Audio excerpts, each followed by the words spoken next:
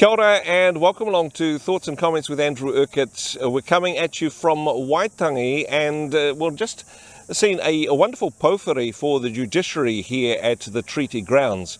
Somebody who's been a member of the Waitangi Tribunal, Dr Monty Soutar. Kia ora, thank you for your time today. Thank you, Andrew, and I'm pleased to come and talk. Quite a significant representation of all aspects of the judiciary being welcomed onto the marae. Certainly some interesting but challenging korero in today's powhiri. Yeah, I mean it's a huge honour to be here with I think every high court is represented here. Every aspect part of the judiciary is here, and with their heads, the people in charge, and to just be here with them is really important. They have had such a strong part in the history of the Treaty of Waitangi Act and how it's been interpreted over the years. So, a very auspicious occasion.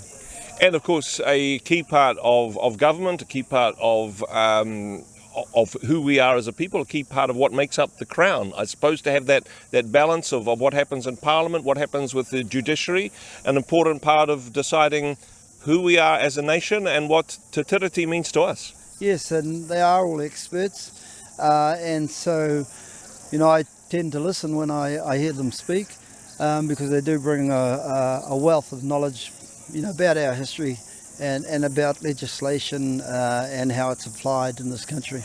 Now, for you personally, of course, coming to an end of your term on the Waitangi Tribunal, but still some work to continue with. You're still involved with some projects there?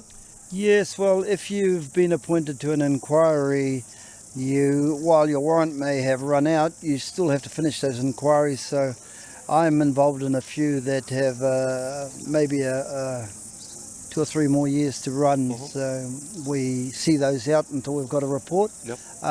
But I wish those new members who have come on the best. It's a huge undertaking being a member of the Waitangi Tribunal, and as we can see, it's it's more challenging perhaps right now. Yep. But we've had blips like this in the past. You get over them and you move on. And perhaps an example, and one of the key questions that people are asking at the moment is, so who gets to decide what Te Tiriti means to us as a people moving forward? Is that for the government, for the people, for Te Ao Māori, for the judiciary, for the Waitangi Tribunal? Some complicated answers to those questions, Monty. Yes, well, let's watch this space to see what actually happens in this country. We've got the Treaty